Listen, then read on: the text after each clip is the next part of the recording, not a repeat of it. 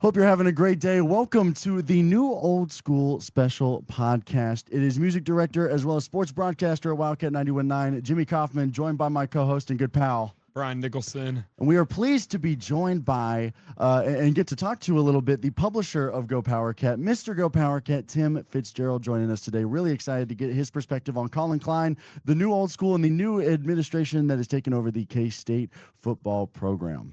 Yes, and Mr. Fitzgerald Fitz, as many of people know you by. From your perspective, what does it mean to be the new old school? What it means is going back to the way of doing business. Everything in college football has changed so dramatically here, and I think with some programs they've kind of lacked that character, that identity that teams used to have. Some teams, a lot of teams do. Indiana carved out a pretty good identity, and I think Collin just wants to go back to not the way it was, because that's the new part, but adapt what he learned as a player, coach, and observer on how to build a program and what he'd like that to reflect. And that's some of these old values that we're going to outwork you. We're going to stay late and get the work done, but we're going to have some fun with it in a new way that wasn't done in the past. So I'm excited to see what the results are as it translates to the field. Yeah, 100%. I love that you mentioned Indiana specifically. I've been kind of a Kurt Cignetti fan going back to his days at JMU. And I think when you talk about the new old school, he really does kind of embody it. A guy who it's no nonsense. What work did you put in on the field? And giving guys opportunities, maybe some guys under the radar. First guy I think of is D'Angelo Pons, right? This undersized cornerback ends up being one of the biggest players on the field for that entire college football playoff run. And I think if that were to be the scale or style for the new old school Collin Klein is creating, I think K-State fans could be okay with a 16-0 national championship. So. Yeah, it's not too much to ask, I don't feel like. No, it's simple, right? That's simple. That's pretty easy. We want Collin Klein is 16-0 in a national championship. Yeah, I mean, come on, you can do that. The first year coaching. Right, K-State basketball just won 18 games. It can't be that hard, right? So, but I like you said it comes down to out hustling, and you hear a lot of the players right now that they're getting worked. Basically, the conditioning has gotten a little bit extra hard for a lot of these young guys. What do you think? The work right now that Collin Klein's putting in. How do you see it translating, especially with the new coordinators? Yeah, I'm excited to see how the new coordinators play out and how the new systems fall in place. I think defensively, what they're attempting to do under Jordan Peterson fits all of this. Run to the ball, hit hard, never get outworked. And, I think that he brings this young, new energy, but a very rooted idea of how to play defense. And I think they're going to be on the attack. And I think with what they want to do will be an aggressive nature to how they play on both sides of the ball. And that should be a really fun brand to play. Yeah. And bringing it back to Indiana football, they were very aggressive on both sides of the field. They were go down and get it done, and they play with a lot of efficiency. In your mind, you mentioned how, they kind of brought the NIL and then created an identity. And that's fitting right between the new and the old school. How does someone like Collin Klein, how is he able to still build a Bill Snyder-esque system in an NIL world? It's a challenge. It really is, because Bill worked guys so hard they changed the rules.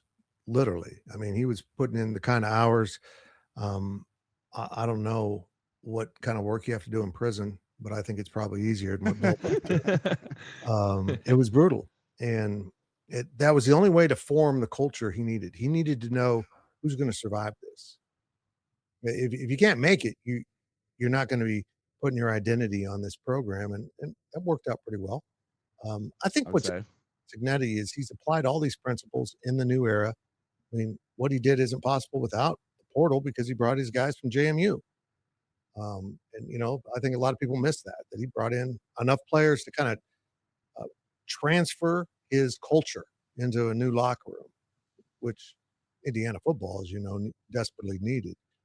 But that's not why they won the national championship. All the good player selection, play calling schemes. It was the discipline he was able to get into that team. They were rarely turned it over. They rarely had penalties. They rarely hurt themselves. That's a really old school way of going about it. I think college football's got a little more sloppy as coaches decide we're going to really open this up. And I think just generationally, there's a lack of attention to specific details, where that foot goes, where that hand goes, that they let slide in the name of athleticism. But if you marry those two together, you got something special. Yeah, and as attention to detail is huge in football and discipline as well, especially on both sides of the ball. And I would like to ask you, Fitz, what did in that old school, what did Bill Snyder like do as a coach that's a lot harder and almost impossible to do now in the NIL era? Well, he knew how to find players, and not just the NIL era, the expansion of recruiting services such as 24/7 Sports. He'd find players nobody else knew about. That's not possible anymore.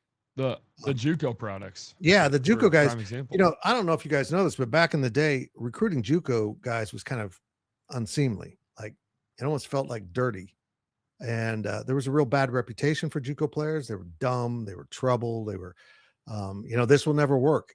How many times I heard that from older school guys, that were old school back in those days, that this just doesn't work. There's no way this works. And then he proved it worked. And, I think we all understand 1998 was an enormous opportunity missed. They were the best team in the country. Coaches knew that. And next thing you know, Alabama and Michigan, all those schools are recruiting JUCOs.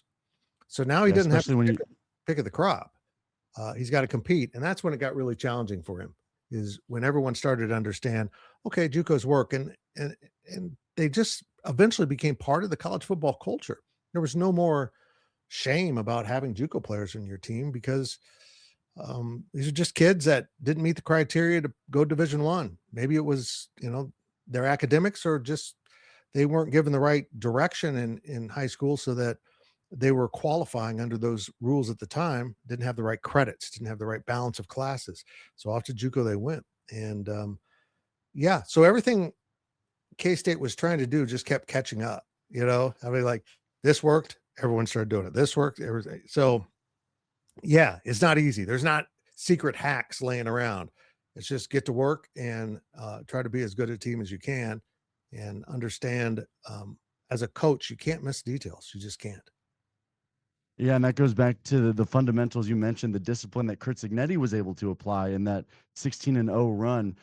You mentioned, attacking the JUCO portal and how Bill Snyder kind of set that precedent, and then that's how you get guys like Tyreek Hill, Alvin Kamara, who have found incredibly successful things in the league. But also they both came from, or I believe they came from Hutch CC, right? Yeah. The Dragons. Another Hutch CC alumni now, Derek Sally, enters the wide receiver room, one of Collin Klein's first pickups, and he is particularly exciting, especially when you hear Collin Klein saying that he's breaking the squat record in the wide receiver room earlier this spring. When you hear things like that and you see someone like a Derek Sally, that feels like a Bill Snyder guy. Pick him up from JUCO. He's already making an impact. What do you see in recruiting players like that can give that new old school feel? First of all, those players are harder to find now, not because there's competition, but the rules are more generous to your academics, and there's less people not qualifying. There's, some circumstances, and, some guys that are just under recruited and don't like their offers will go to the JUCO route. Well, now, it'll be interesting now at the portal. Don't need to do that. They can just go to a smaller school and prove their worth. But yeah, there are some guys out there that just didn't have the right academic footing or the right direction, and went to, some of these JUCOs, particularly some of the powerful ones in this area, and learned how to be college football players and all that goes with it. Not how to run a pattern, but how to show up on time and be responsible and take care of your business and go study film and all the things that go into being a successful player that at high school you didn't give a crap about. I mean, if you were that type of player, you were just better than everyone. You guys are familiar with that. So yeah. So I think it's harder to find those guys. This was a big recruiting win for Kansas State because this dude's going to help, and I think we all agree K-State needed some receiver help. Yeah, and as you mentioned, high school sports is playing 4 years in high school is all just about if you got your huddle time of your minutes for your coach, just to see that you watch film. But I just kind of want to shift gears for a second, Fitz, and exactly what does Collin Klein mean to the city of Manhattan, the state of Kansas, and this Kansas State Wildcat fan base, and the university as well? Look, I thought Chris Kleiman did a marvelous job. He picked up from a legend and had success, won a Big 12 title. And people liked him. He's a wonderful man. But there wasn't that Snyder connection. The Snyder family didn't endorse the change. They didn't want to give up the reins. And so they, I don't want to say worked against him. They just were quiet. At least Bill was. Collin's the family. No doubt. Collin is one of us, and he is almost like offspring to Bill Snyder. He's literally offspring to the program. And he understood what it took under both coaches, because Kleiman brought in a little bit more of the new era, and then that changed radically on him. But I am noticing so many Bill Snyder-esque things about Collin Klein, more than I expected. Starting with, we learned almost absolutely nothing about this team in the spring.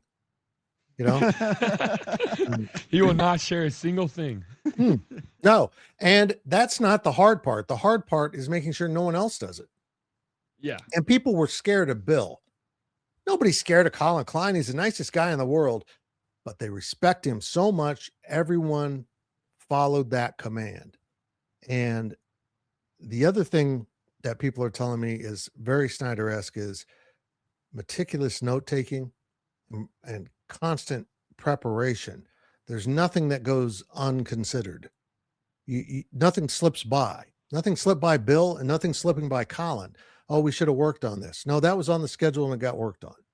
And that's bluntly put what it takes at Kansas State and in Indiana to be better than the programs that have the tradition, more NIL money, bigger stadiums, easier to recruit. You got to do all of these things that Bill Snyder taught Collin Klein how to do.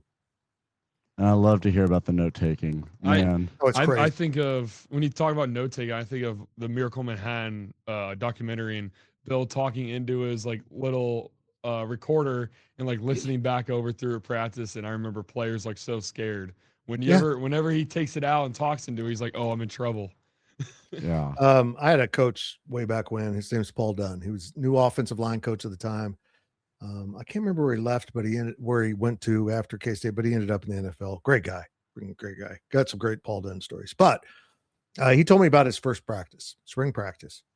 And he knows, you know, this isn't a young coach. This is a coach. He's been around. But now he's working for a guy that everyone says is the master. And he understood that. So he goes to his first practice and he said, I was prepared. I got all the, I thought we had a really good practice. And coach was just walking around, talking into that little microphone. He's recording everything, just walking around, taking some notes, talking. Paul said, I stayed on the field just a little bit longer than everyone else with some of my guys to work on some things they just couldn't quite get. So, but he said, I wasn't that long. And I got up to my office. There were pages of handwritten notes on my desk. And Bill Snyder had been walking around the entire practice to every position group. And Paul said, I cannot explain how he didn't miss a thing that happened in my group. He said it was just bizarre. He wasn't even around when things that he noted needed to be corrected. He said, I thought I did a great job preparing my guys, and I didn't realize all the other things that I should be doing in the teaching process. Because if Collin can replicate this one trait of Bill Snyder, he's going to be successful for a very long time. Bill Snyder was the best coach of coaches in college football for a very long time. You just look at who he cranked out. And, all those guys were the young guys when he arrived in 89 and years after that. And now I've, grown into the old guys, but the Stoops brothers and Mangino and, what Jim Levitt did, Dana Dimmel, so many head coaches early on because Bill Snyder prepared them. If Collin Klein can do that, yeah, this thing's going to work and it's going to be a lot of fun. Yeah, and I think that's part of the excitement around the community. And I want to go back to something you mentioned earlier about how Bill and Colin were basically family. Colin was one of the most successful, I would say, players in terms of college success that Bill Snyder had ever coached, being one of the only Heisman finalists in school history, having that incredible year, or the incredible years plural at his time at K State. But the Klein family as a whole is K State royalty. You know, his father, his wife also played at Kansas State. What does it mean to have the Klein name back in the town of Manhattan? Um, there's just an affection for Collin Klein because Michael Bishop was a great player. Darren Sproles was a great player. We could do that all day, couldn't we? But there was Yeah. something very K-State about Collin Klein and the way he went around about his business and what he became, overcoming his own shortcomings, like not being able to throw a football. And it turned into the most awkward, ugly, precise throwing motion you've ever seen. Like he'd put the ball out there and it would get to where it was going. It just wasn't pretty doing it. But that's just overcoming your limitations and don't let your limitations define you. And so that was very K-State. But of course, the irony of Collin Klein is he wasn't recruited by Bill Snyder. It was Ron Prince that brought him to K-State. And that's mind blowing. But he quickly switched from tight end to receiver. He can't even remember what room he was in because it switched so fast. And then he became a quarterback, and we saw what happened. Yeah, and Colin, you were saying earlier on how we just go through and through about all the great players at Kansas State that was under Bill Snyder, and I just think of Lockett, L. Roberson, Jordy Nelson, Darren Sproles, and Jake Waters. Even I love Jake Waters, and I do too. So as Kansas State's currently has the second best recruiting class in the Big 12 right now, what do you think Collin Klein has to do to make the student athletes see K-State as their destination? Like when you're talking to recruits. It's interesting. I just had a podcast go up, our new podcast, Fighting Ever Fighting, and Trey Scott, the new GM who met Colin in that locker room, he was a walk-on out of the Kansas City area, said, we got to get him here. We've heard coaches say that through the years. You got to get him to Manhattan, got to get him to K-State. You can't communicate what K-State is with pictures and on a Zoom. But once they get here, they get it. They absolutely get it. And if you can marry that with enthusiastic and effective recruiting and connecting on a personal level, you're going to bring in some really good players. And, there's going to be a money element here that's going to be very important now with this absurdity that is college football. But they're doing a great job of selling the product that they are, which is Kansas State football. But also the product is really cool. People come, K-State has an advantage. In the middle of Kansas, with an enrollment of, what are we at now, 20K? 21K? Give or take, yeah. Nobody expects much. They don't. And when they get here, they find a really fun, welcoming college town, and then they see those facilities. The stadium isn't the big house. It's not what's in Norman or Austin, but it is a really cool little stadium. They've done a great job of piecing it together. It doesn't look as pieced together as it was. And that building that John Curry, led the charge on building, basically he forced it to be built because Bill Snyder didn't want that building. And it's a really cool building. So I think people, when they get here, understand this place is special, but that doesn't carry the day. They have to know they're going to be taught how to be really good football players and human beings and educated. If you're looking for players that just want to talk about football and not education, Colin probably didn't want you. Bill didn't either. You're going to do the whole thing. And I really admire that principle. It's not just about winning on the field. It's about winning for these kids' lives. And he's brought that back too. Absolutely. And that's one of the reasons that I'm so excited about Collin Klein is you got to get the full picture of a student athlete, something that in the NIL era, can be lost at times because then it gets down to the money. It gets down to the can you throw, what can you do. But it's a full picture when you put the student in student athlete. And someone that they were able to sell Manhattan on was Avery Johnson, who was recruited by Collin Klein, right? Brought to K-State. He's going to enter his 4th year still with the program after having a different offensive coordinating room in just about every year. So it's been things kind of broke apart. I think back to the last year of Will Howard, games like that Oklahoma State game in Stillwater, the Texas game in Austin, those games where, you're so close yet so far because there wasn't a preparation for the intangibles. But I still find it interesting, having now a head coach that was really the golden child of the Bill Snyder days in a lot of ways, as he, went from player to coach. But also he was, coordinator and coach under Chris Kleiman as well. What maybe do you see? Do you see a little bit of Kleiman as well in that mixture with Snyder, and maybe how do you take the good and the good there from both coaches? Yeah, I think. Do you saw the photos of Kleiman at practice? Yes, I did, with Klein on the indoor practice facility. Collin's laughing. That's Chris, and that kind of relaxed nature. That's not Bill. It's all business. It's all business. It's very serious. Collin's got that Chris Kleiman enjoy life vibe to him, which Bill needed. He did. He burned himself out. 2004 and 5 were burnout seasons. He needed that break. And, 3 years later, he's back, and he was kind of back to himself in some way. So, yeah, I'm looking forward to see Collin carve out his own identity. In many ways, this is going to be corny, but he's the product of 2 fathers. Well, 3 if you count his actual father, 2 coaching fathers, let's say that. And I don't know how much impression Mike Elko had on him.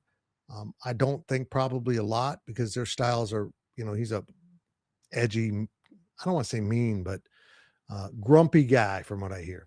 And I don't know if he'll adapt any of that, but there's probably some schematic and preparation things he liked about A&M, because he's got some A&M guys on there on this staff. So that'd probably be easy to implement. So we'll see how it all pans out. And we just got to wait. It's painful because he was so secretive about the spring. And Jimmy kind of stole one of my questions about Chris Klein. Damn, Jimmy. I know, man. Jeez. And I mean, I love Coach Kleiman. He's done a lot for this university. I'm very thankful for what he's done in his 7-8 years coaching here. What did Coach Kleiman, what did Coach Kleiman teach Collin Klein about how to be a coach and how to prepare for a game and prepare for practice, and how will Klein use that in the few years? He's hopefully a long time here. Brian, it's a great question. I'm not sure. I'm really not. We're too early in this process. I imagine we'll get into the season, I'll start recognizing some things. But, back to the prior point, as much as I love Chris Kleiman, and he did an incredible job here picking up where Bill Snyder left off and advancing the program and keeping it on stable footing, he also came from a program that was the Alabama of their division. At the end of the day, they had better players. It's easier to win with that. And you marry that with the type of coaching Chris Kleiman and his predecessors at NDSU were offering, it turned them into just a powerhouse. The God's honest truth is you're never going to have the best players at K-State. You'll never out-talent everyone on your schedule. And you may not be able to outwork them. But if you marry a high level of talent with a high level of work and a high level of execution, the sum of the parts could be greater than the other team's talent, which is what Bill Snyder taught. And I think Chris Kleiman understood that, but he didn't have a full grasp on how to overcome those things. And honestly, some of the game management things, he didn't need to know how to manage timeouts at the end of the game. They're ahead. In North Dakota State, they're always ahead at the end of the game. And, managing the clock and being real specific on special teams and understanding its role, I think that might have been Chris Kleiman's biggest failure as a K-State coach. You cannot win games at Kansas State on a consistent basis at a really high level, double digits on a consistent basis, without stealing the third element of the game and mastering it, which is special teams. It's been watered down quite a bit by rules, but I can't even count or remember how many games K-State won because they blocked a punt, because there was a big return, or they forced the other team to be so scared of punt returns, for example, they would just kick it out of bounds and boom, you get it at the 50. Instead of kicking it to the 35, the guy doesn't quite get it out of bounds or down the field enough, and it goes out of bounds at the 50. That's special teams. Your reputation just earned you 15 yards. That's why it's important at Kansas State. 100%. And, I think back, one of the best K-State burner accounts, special teams man. Yes, That's special teams you. That's what they He was say. freshman. He's going to have to change his name. I was furious these last few seasons. Just furious. It's tough. Yes. Nate Katzer was And not a fit. Not a fit at all. Because Coach Snyder was so good at special teams. I assume that Collin Klein will try his best to bring that back, and how do you see that? First move. Do you think Collin Klein will coach special teams just like Snyder did? Within the ability to do so with the current rules, yes. They work on it every day in practice, which most teams do. But it's not just about the time you allocate. It's about the expectations and the coaching you allocate. And I'm betting, and when I interviewed Stanton for Fighting Ever Fighting, he hadn't dug in and started coaching yet. The spring practice wasn't open. I bet that man was horrified with some of the things he saw from special teams. The lack of attention to detail and the number of penalties they had that were just astonishingly stupid. Stanton's got his hands full uncoaching before he can coach. Man, and that's one of the big tough things, because again, it comes down to the attention to detail, to those little things. If you see a gunner's coming towards your guy, you can't block him in the back. Little things like that, not making those split decision mistakes, which, to what you were saying earlier, is what made Snyder so great. But you mentioned how the special teams side of the ball is just getting more and more limited as years go on. And when you look at offense and defense, they change really kind of decade over decade. So when we go back to the idea of the new old school, what is Klein going to have to do in order to kind of recreate what old school was, and maybe some new parameters on offense and defense? This will be interesting, because Bill Snyder wasn't a coach that came in to run what became the Wildcat. That's not what he did. Guys, he was running the spread. It wasn't called the spread. We didn't have the spread back then. But he almost won at Nebraska with a pretty mediocre team by running 5 wide. And Nebraska had never seen it before. Well, guess what? College football caught up to that and you started seeing it everywhere. And before that happened, Bill got a hold of Michael Bishop and said, "Yeah, I'm not running the spread with this guy. We're going to go back to some quarterback run principles." And he discovered that changed everything. That if you do things the right way and with those schemes, which they haven't been the last few years, the defense can't fully compensate for it. They just can't. It is the only way that you can turn the mathematics back to even, because once the quarterback hands off the ball or throws it, it's 11 on 10. The quarterback's just now out of the play. Quarterback run game means it's 11 on 11. And if you block everyone that can be blocked, that means the quarterback's got one guy to beat. And again, as I mentioned earlier, the idea is to isolate that incredibly athletic quarterback against a player who can't handle him every play, who, might get him down, might hit him hard, but he's going to give it up at some point, and there's going to be open field. So I'm eager to see some of that. Yeah, it's what made I look at the Denver Nuggets. What makes Jokic so good? He finds the mismatch, right? He goes up against the guard, and he's 6'10" and gigantic. That's what the good teams do, is they find the mismatch.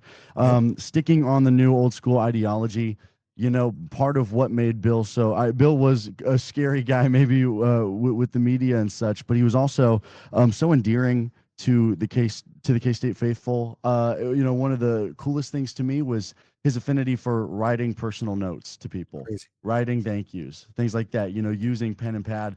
How do you bring the the old school style of being that personal and engaging with the community in such a personal way into the new world of NIL and just a whole new world of media, like we're doing right now. First thing you do is you get an administrative assistant who can replicate your signature. I will be interested to see if Collin picks up note writing. That's not for everyone, and that's certainly old school. I don't know if you know this. There's this thing called the U.S. mail that you can send paper through. So yeah, I know it's crazy. That's new. I know. Look it up. It's actually not Wow. new. It's been around, but yeah. So yeah, that's an interesting question. I will be interested to see what he does with that, because if it's not that, it'll be something to address that need, and it might be little personalized videos that he sends to people. That's what probably I would do, because I don't like to write notes. First of all, nobody can read what I write, so that's a problem. I don't have the kind of cool handwriting of Bill Snyder, who had this beautiful old school handwriting. I look like a stroke victim. So I probably would just do little videos, and then kids can. How cool is that? You get a video from Collin Klein. Look, guys, at school. Look what I got. I got Collin Klein sent me this cool video. So yeah, it'll be interesting to see how they do that. And so going back to that historic 2012 season, does that energy from that team kind of come back just having Collin Klein back in Manhattan at the top of Kansas State football, being the head coach? Great question. I guess that would be the hope. Let's keep in mind that team had some issues. Yeah. Did make it down there to Arlington, and the backup quarterback won the day. It was a really well coached and well prepared team, and they kind of hit on all the right notes and overcame adversity at a level. When you bring in a quarterback through the portal was as good as Martinez, and then he gets hurt, that would derail a lot of programs, and it didn't with Kansas State. And that's because the quarterback coach and the offense coordinator had the number 2 guy ready to go and had not missed those details and knew how important it was. And that's the thing, guys. They were more worried about losing Avery Johnson the last 2 seasons to injury than winning games. That's the honest truth. They were willing to lose a game so that Avery could play the next game. And that's why I was so frustrated kind of these past 2 years with how our offense was orchestrating itself. Look, I'm safe on the highway if I drive 65. I'm just not going to get to where I want to go when I should. And that's kind of what they did. They were driving slowly in the right lane at times. And my God, sometimes you got to put the pedal down and take a risk. So I don't know who the backup will be or backups, because you can get to your number 3 pretty quickly, but they'll be ready. They'll be ready to go. And they may not be able to replicate Avery, but then we'll see what Collin Klein does moving around in the playbook to pick up things those guys will be good at. Exactly. Preparation, discipline is the name of the game. Preparation is huge. Profession is huge. Tim Fitzgerald of GoPowercat, Mr. GoPowercat, thank you so much for joining us today. It's been an absolute pleasure to hear your perspective. You've been in this community covering Kansas State. You've seen the glory days of Collin Klein, and we really appreciate you sitting down and giving us your perspective. No problem, boys. Good to talk to you. Good to talk to you as well. And if you enjoyed this episode, go check out our website. It should be linked in the bio below, whether you're watching on YouTube or Spotify. But from us, from Tim Fitzgerald, from Brian Nicholson, and from Jimmy Coffman, we say thank you for listening, and we're signing off.